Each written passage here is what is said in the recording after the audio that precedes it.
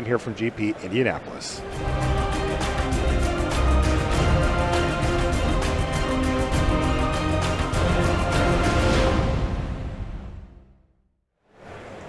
Hello and welcome back to coverage here at GP Indianapolis. I'm Marshall Sutcliffe. I'm in the booth with Kenji Egashira. It's time for round number 11, where early in the morning we've got a 10-0 versus a 9-1. Woo. And this is a epic confrontation between two professional teams. Seth Manfield, Ben Friedman, Austin Bursavich against Paulo, Vitor Damarosa, Rosa-Froehlich, and Ben Stark. And as you can see on the left-hand side of your screen there, that powerhouse team of Hall of Famers yet to pick up a loss in the tournament. Yeah. But Austin, Seth, and Ben are looking to hand them their first loss. So we'll see if that, we'll see how that goes for them. If you remember yesterday, Eric was on blue-green Merfolk. His deck looked pretty powerful. Now these players do get a new sealed today. So looks like Eric this time on red-black pirates of some sort. Seth on, I think he was on vampires yesterday too, actually. Yeah, I think you're right.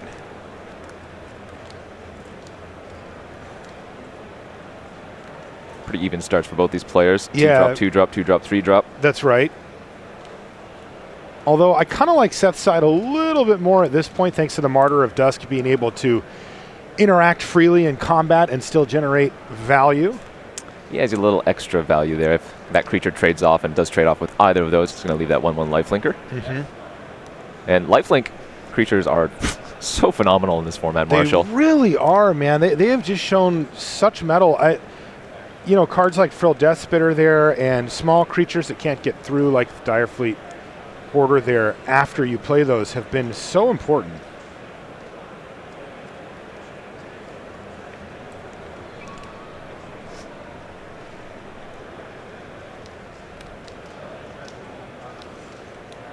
All right, looks like Eric's going to go ahead and get in there. He says, well, if you don't have that great trade available to you, I'll offer a trade for your Raptor companion, or if you'd feel like chump blocking and taking 2 anyway, sure. I'm in for that. So an attack. And Seth says, you know what, I am going to go ahead and actually trade off.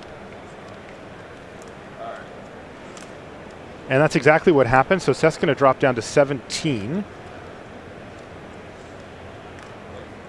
Yeah, Deathspit is just solid in this format. It trades with a lot of the creatures and then getting in for those 2 extra point of damage from the Enrage. Yeah. Also, if you have any synergies with it, you know, being able to ping it for 1 somehow, 4 out of the Legion, your own dual shot if you want to, shake the foundations type of effect, you just get so much more value. Like, the longer that creature lives, the more problematic it's going to be for your opponent. Of course, I guess that's true for any creature. No, you're right, though, because you can take advantage of repeated enraged triggers. Of course. Yeah, so don't, come on, you're right, you did it. You made a great point. Swaggering Corsair was the follow-up there for Rosa-Froehlich. Another reason to attack with Death Spitter on his turn. And oh, there it is, Ravenous Chupacabra. Quite possibly the mythic uncommon from this set. I don't know if there's too much more to say about Chupacabra. It's just the classic killer creature. Still have a 2/2. Well, nice little board clear there, which favors Eric.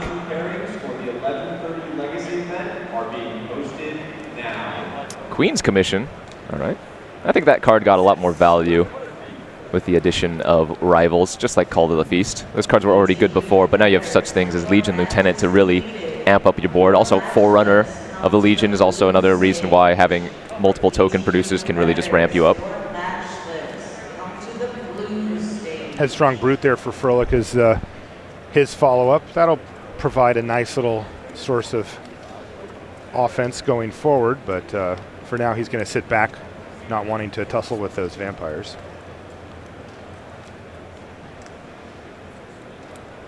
All right, that's pretty good here. Dust Charger. He does have the City's Blessing, so it's going to be a 5/5. Looks good.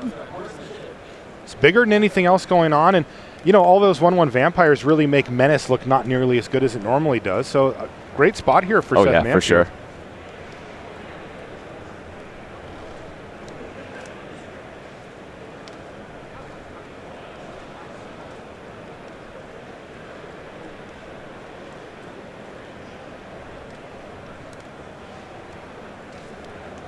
It's going to be hard for Eric to push through. Again, 3 1/1 lifelinkers just doing a ton of work.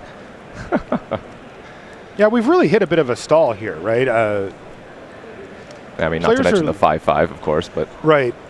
They're going to probably just stare at each other for a little while, and this is, of course, where we start thinking about, well, what are the bombs you have in your deck? What are the big hitters that these players will have access to? Well, right as I say that, in come all 3 vampires in a rather suspicious attack, and Eric's just going to say, I'll snap off 2 of them. Remember, the Brute cannot block. Ooh, Pride of Conquerors. Pride of Conquerors, pretty good here. Remember, he has a City's Blessing, so that's +2/+2 to each of them. That's 9 life gained. Wow, that's a beating right there.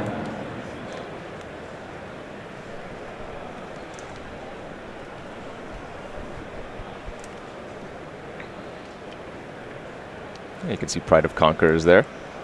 I think the card's pretty decent, honestly. I mean, in this format, you tend to go wide a lot. There's not as much trading as you would think, or at least in previous formats. It's more about just getting your creatures out, finding some evasion or some removal. Nice sequence here for Froehlich. He impales the 5/5, attacks in for 3, and even has a follow-up play, the Tillinolly's Knight, which will hold back those vampires if left unchecked. And it just got checked. There's Baffling End for Seth Manfield to let him crack in for another 3. And Eric's going to need to find a blocker pronto, but if he does, he could be in fine shape here. Sure. It's just, you know how it goes. You fall behind the lifelinkers, and it's really tough to come back. Yeah, I mean, that's why Seth took care of the 2/2 that can block as opposed to the 3/3 that can't, even though it's a smaller creature, for now anyways. If Eric got a dinosaur, of course, a knight attacks as the same. But fortunately for Froehlich, he's in that tough position where he's forced to race, and it's going to be very difficult for him to win the race. But since his creature can't block anyway, and he drew Captain's Hook in... Sure, but I mean... He just needs a 2/2, though, right? He doesn't need... Right. But as it stands, now 4 1/1 lifelinkers are just brick walling him. And look at the life totals, 9 to 24. Yeah. Eric's probably dealt how much damage? 10, 15 this game? Definitely.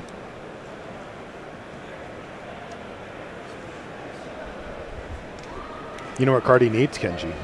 Golden Demise. That's right, buddy. Let me see the deck list. Maybe he's got one. Would not be surprising. That card, I think, is just an auto-include when you have the opportunity to. And Team Sealed, you're going to have a look at quite a few packs of rivals to get that chance to open one.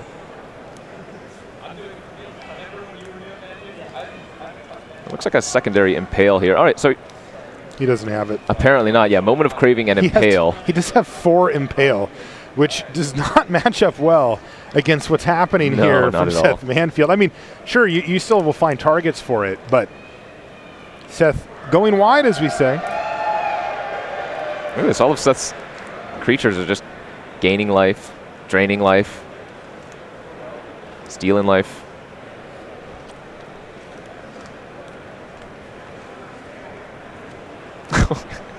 He found a Grasping Scoundrel, Marshall.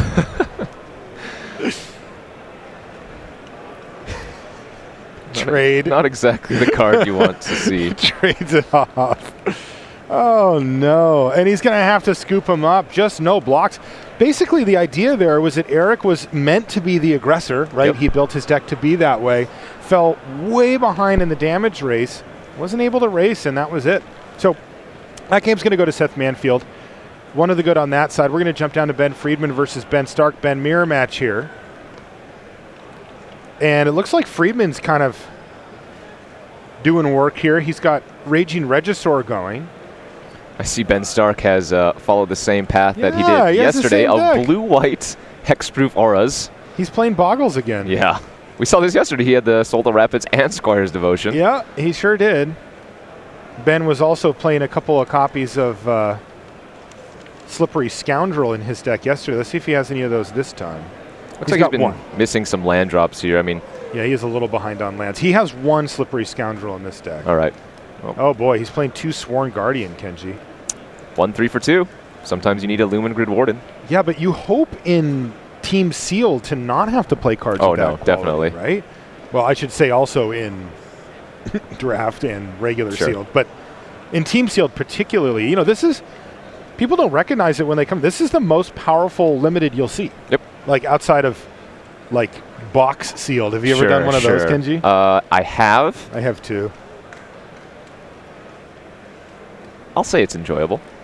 You get some gnarly decks, but it's a lot of work. Yeah. Poor Stark, though.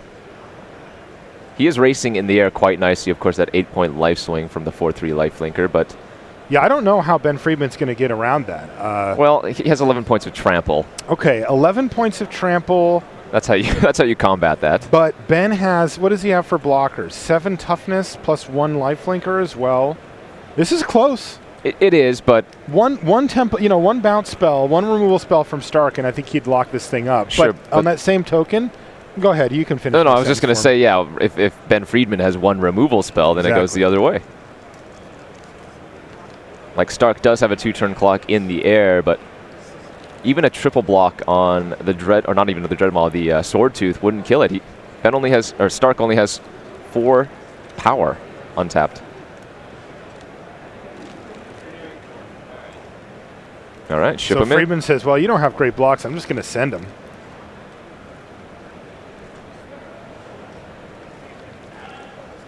And sure, there's a clean block on the Jungleborn Pioneer with that Territorial Hammer Skull, but again, 11 points of trample on the other creatures.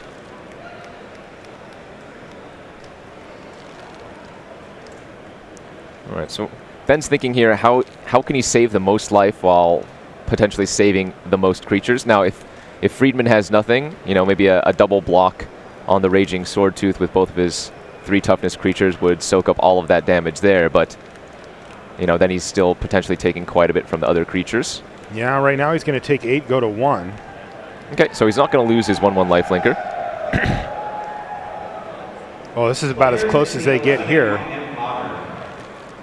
Friedman, if he had a burn spell or any combat trick, would have just immediately used it, so. Yeah, we know he doesn't have that. He's going to play Mutiny, though, to finish off the Hammer Skull. Yep. Though Ben does gain a life there. Yes. Goes back up to 2. Not irrelevant, because if Friedman doesn't play another creature and Stark finds a bounce spell, then he can hit in for, say, 4 or 5 points of damage and get out of range of one of the creatures. Oh, but look at that. It's a grazing whiptail. Pretty good here. Yeah, that's insane. That is big enough to trade for the Soul of the Rapids and also block it, incidentally. Oh, Trapjaw Tyrant, though, for Ben Stark. Hello, friend. So that probably is enough to stem the bleeding. Let's see, because the 5/5 blocks 5/5 if he wants, right? The 4-power flyer is going to put him back up to 6. Also has 3 toughness. I think he can survive another turn.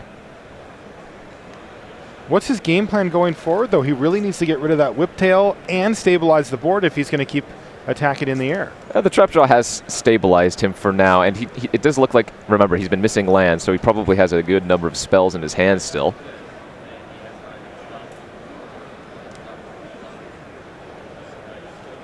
Also, if Friedman just doesn't kill the Tyrant in combat, well, then it's going to eat another one of Friedman's creatures, so he has to probably just attack with the larger creatures, which is still a fine attack, obviously. This forces Stark to have some kind of trade or unfavorable blocks. Ben locks in his attacks with a fist bump there. And we might just see Stark double block on, say, the Colossal Dreadmaw with his Soul of the Rapids and his Tyrant.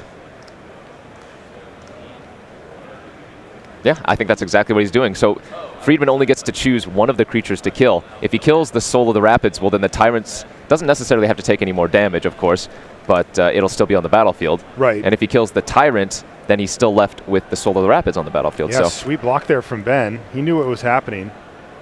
Wow. Ben Friedman, sorry, I shouldn't say Ben, should I? From Stark. Ben Friedman, though, continues to add to his board. Okay, so it looks like Stark actually opted to just chump with his Tyrant and preserve his Soul of the Rapids. So maybe this was his one out. Maybe he has a way to, say, settle the wreckage or a bounce spell or something like that. Oh, no. Looks like he's just a chump, or rather trading away for the Whiptail. And now I think Friedman is just in entirely dominating position here. Yeah, I think he did double block there, but... Oh, is that what happened? The Dreadmaw died. But he went down to 1 life. So he must have taken a trample point of damage. I don't think he was at 1. Okay, so maybe... Because the Dreadmaw wouldn't die. Right, yeah, right. He had to double block. Okay, so I guess maybe the life total was I think he was at 5. Sure, yeah. Yeah. But anyway, Friedman ends up winning that game.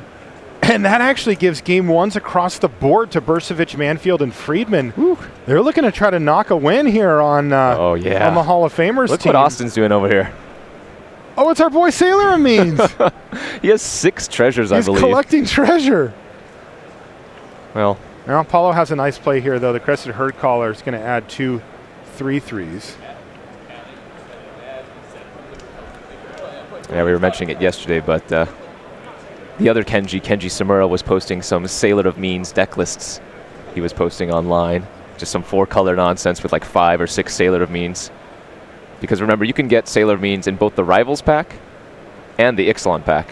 So he just ended up with a ton of them splashing for all the good stuff. Sailor of Means is surprisingly good in this format as a blocker. Now, sure, there are a lot of evasive creatures, you know, Menace, Flying, or whatever, that it doesn't standalone block. But if you have any other creature, then it generally does a pretty good job of blocking. That's right. Is that 2 Gleaming Barriers to go with the 2 Sailor of Means?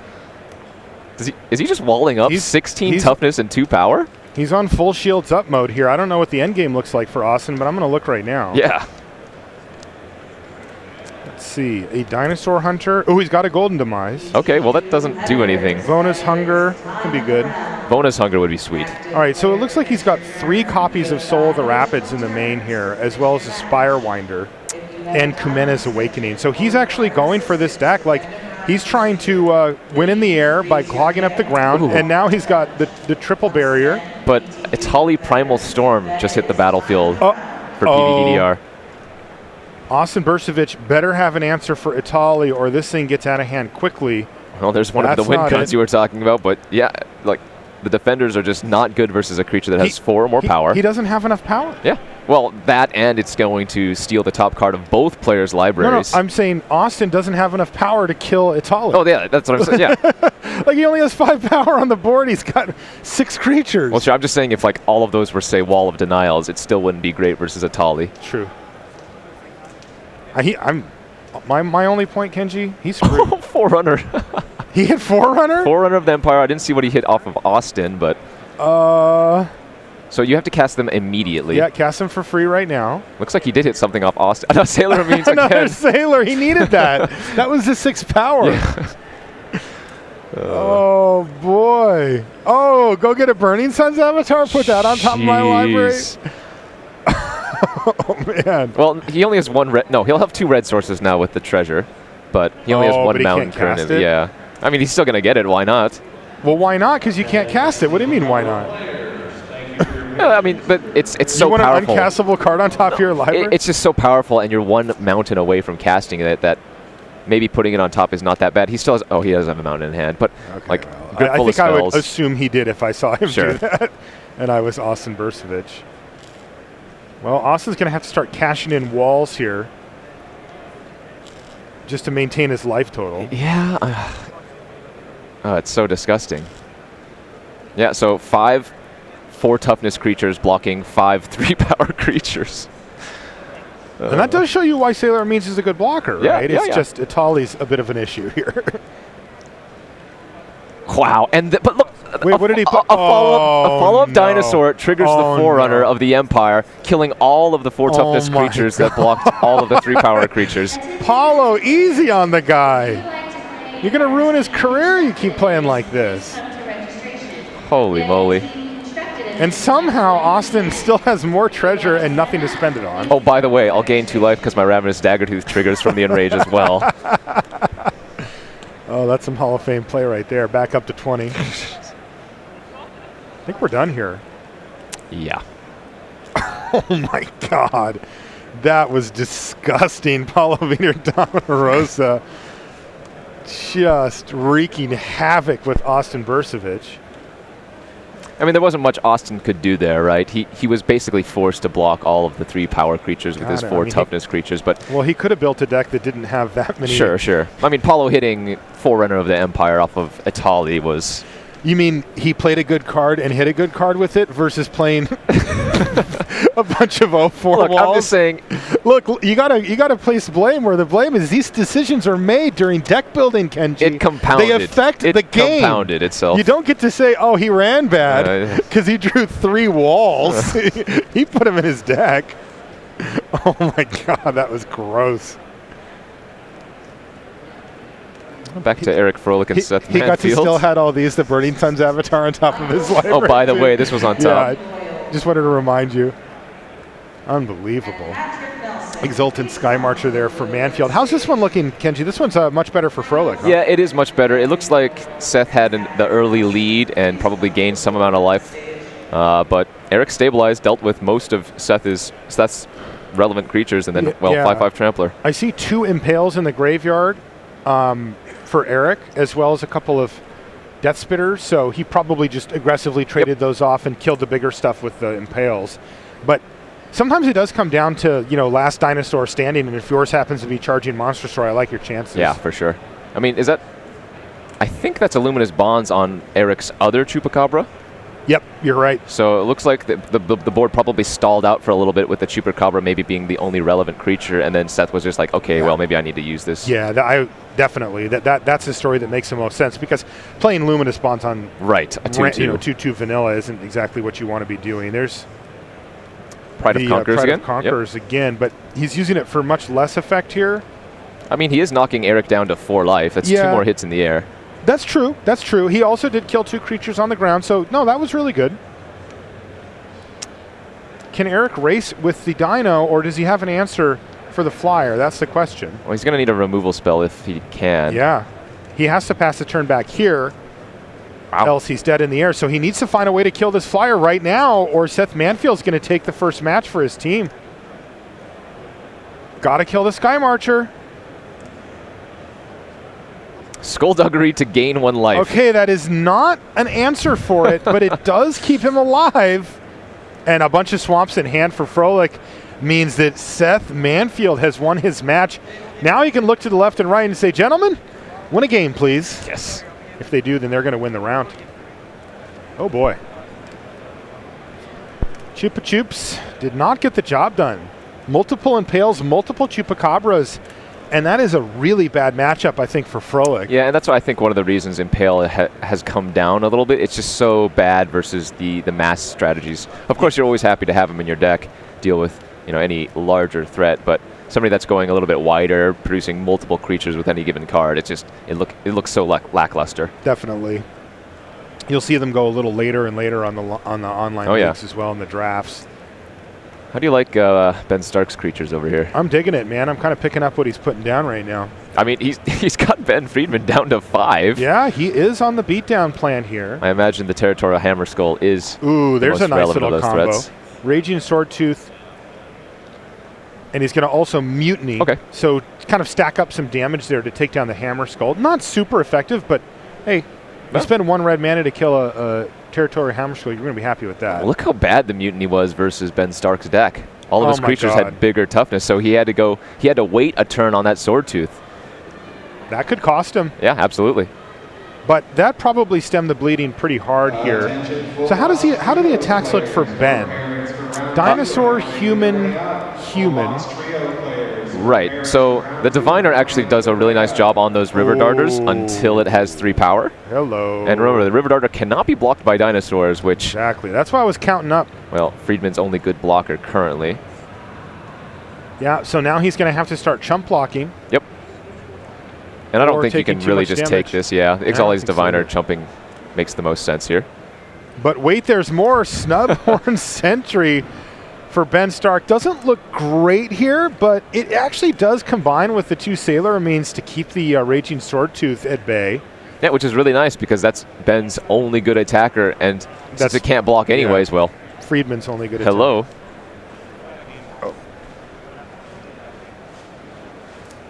If this is just like another Colossal Dreadmaw, it's not going to do much. No, the River Darter putting in major work here for Stark. I wonder if he brought that in from the sideboard. I'm going to take a look real quick. Which one? The River Darter. Yep, it was from the sideboard. Okay. So I saw a lot of the red-green dinos from Friedman, and yeah, just another dino. That's all you got, Friedman? Just a 6/6 with Trample to go with your 5/5 with Trample? It's actually great. Colossal Dreadmaw has proved to be so good in this format. It's very solid. If you cast it, it's just the biggest thing always. Yep. Yeah, comfortably outclassing some of its more expensive and even higher rarity dinosaur brethren. bad spot here for Friedman. Could be losing this game. If he does, would be game 3 between these two. We're also getting game 3 between PV and Austin after we saw Paulo equalize with that fairly repulsive sequence of events that won him that game. Yeah, so Stark's almost certainly going to be attacking with the River Darter this turn. Hardy Veteran, the only creature that can block it for Friedman, who, again, he chumped with the Diviner the previous turn. He probably will chump with the Hardy Veteran in the same instance, playing around like Moment of Triumph, Vampire's Yield type effects. But Stark also has, we know, a lot of flyers in his deck, and Friedman has nothing to deal with the flyer right now as well, so advantage firmly in Stark's position. That meter, if we had it, would be... The advantage bar, you mean? The advantage bar, correct. And Luminous Bonds on the 2-2, Marshall. Yeah, he's going for the full-in lethal attack here, and he decides, yes, it's worth it, I will do so, and he equalizes here. So Ben Stark, 1 game, Ben Friedman, 1 game, but a lot of work to be done here because Paulo's got to win his game. Well, I think he's in pretty good shape. Oh, do you like Atali, or is that not a card? Well, we saw Atali in the previous game, and Austin only had a bunch of 1/4s, 0/4s. We still see some of them on the battlefield right now. The Gleaming Barrier, the Sailor Means. Sure, he has the Spire Winder, but he doesn't. Like, what's that going to do versus a 6/6? We were talking about Impale a few minutes ago and how it doesn't match up super well against some of the decks in the format. But like, think about it against Ben Friedman. Think about it against Austin Bursavich, or excuse me, against Paulo here. You need them in your deck. Right. Somebody plays Atali and you're sitting there like trying to be the streamlined deck or whatever, and you don't have an answer. That card just absolutely dominates any board that it's on, Okay, Kumena's Awakening. That doesn't do anything this turn, Marshall. It does stone nothing this turn. Well, that's not true. It pumped up the Spire Winder, I guess, because of the City's Blessing. But cool pump spell, +1 to my Spire Winder. Go. Hits you to 15. Yeah, go. And now it does look like Paulo has free reign here to get in at least 1 attack with Atali, and this thing can spiral out of control quickly. Yep. When it attacks, they're going to both players are going to reveal a top card of their library, and or actually exile it. And correct. Paulo can cast them for free. Yep, he has to cast them in that moment, but I mean, you can obviously hit any number of potent threats. Even just hitting a 2/2 is already getting free value, of course.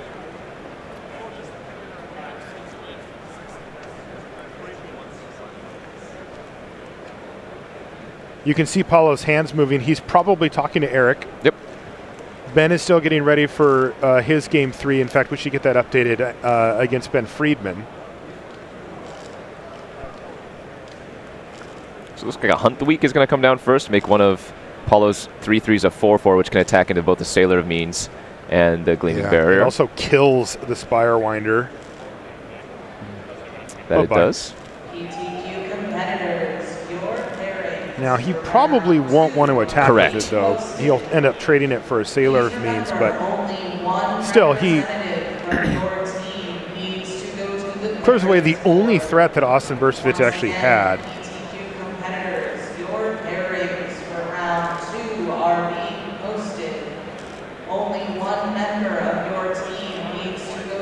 Yeah, this is just a tough one for Bursavich because, the clear game plan that he's put together is to gum up the ground with high toughness creatures and then win in the air.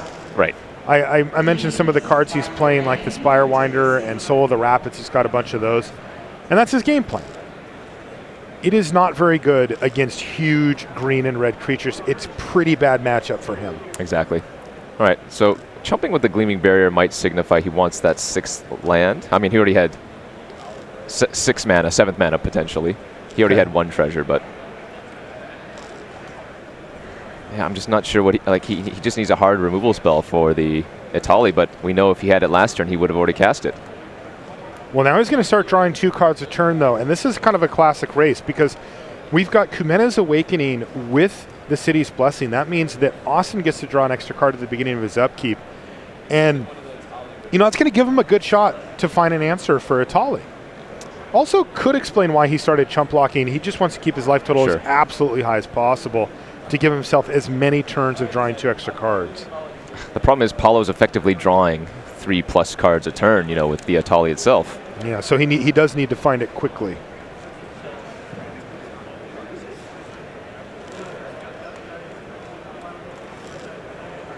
What? This can't be right. Ah, Slaughter the Strong on the splash. Ooh. That's great. So that instantly kills anything that has greater than 4 power. Yeah, 5 or more, it's dead. And then you can keep some other stuff. As it worked out, it's actually okay for Paulo because he does get to keep really a nice 4/4 trampler, but still a disaster, you know, all told. I've actually Also, really liked look at Slaughter the this. Strong. Are you seeing this, Kenji? I'm showing Kenji the deck list right now in the booth. So that means that they had an Impale in their pool, but maybe somebody else is playing it? No. No, it doesn't show every card. They're just not playing an Impale? I don't know. I don't know how this works. I'm going to figure out how these deck lists are printed. Maybe this is just every card. Because this is these are the ones from Ixalan. Yeah, okay. There it is. Yeah, so somebody else is playing the Impale. Right. Seth has the Impale. So Austin does not have access to Impale, by the way. Just worth noting against a deck like Paulo's. Though at the moment, Slaughter the Strong doing just fine. Right. And so this card is a little bit confusing for people that don't know about Slaughter the Strong, right? If you have like 2 2/2s, you can keep both of those. But if you have like a 2/2 and a 3/3, you can only keep power up to 4. So you can choose either your 2/2 or your 3/3, right, etc. It's a weird card.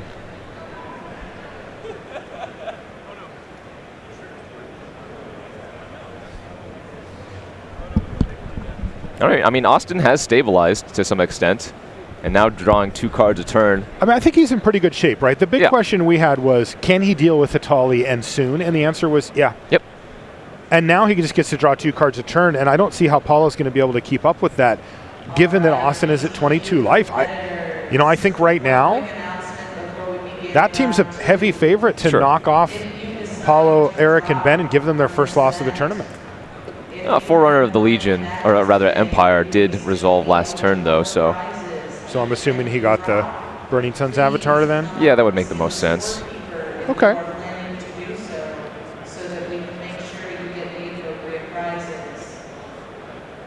Maybe not. I mean, it doesn't kill anything on the board currently. It attacks for 6. It does attack for 6, of course, but we might see Paulo try to potentially deck Austin. That would be cool. There's a target, Skittering Heartstopper. Sure.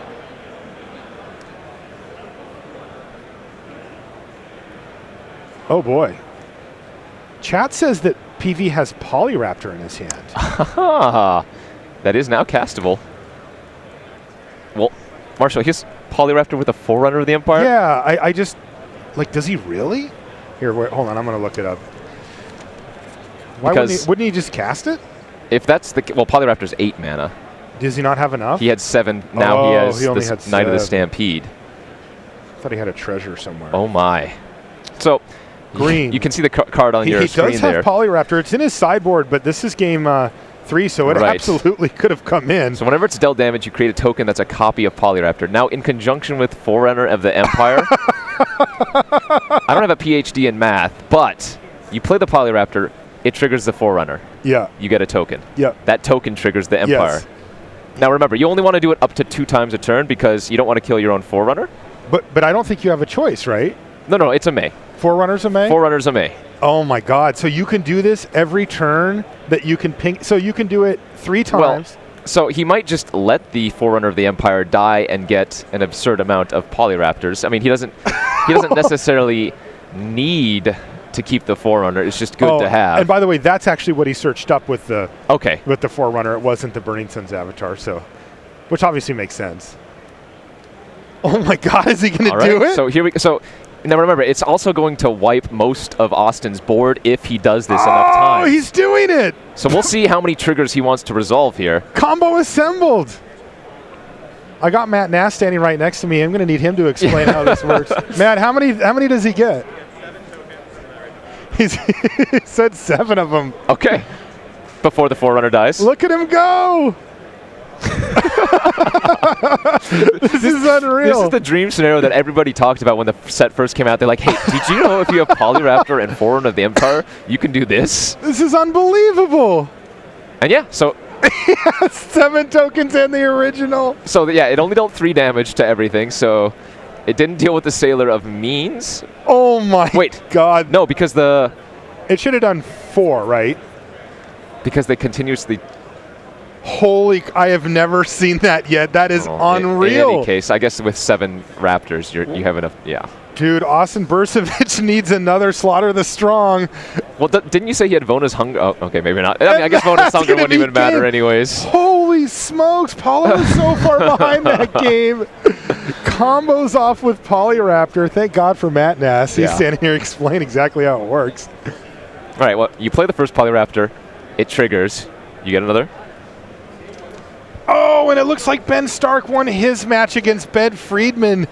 Wow. That team was up against the ropes. Ifro losing his match pretty quickly. And then both of those guys were down a game and fought their way back.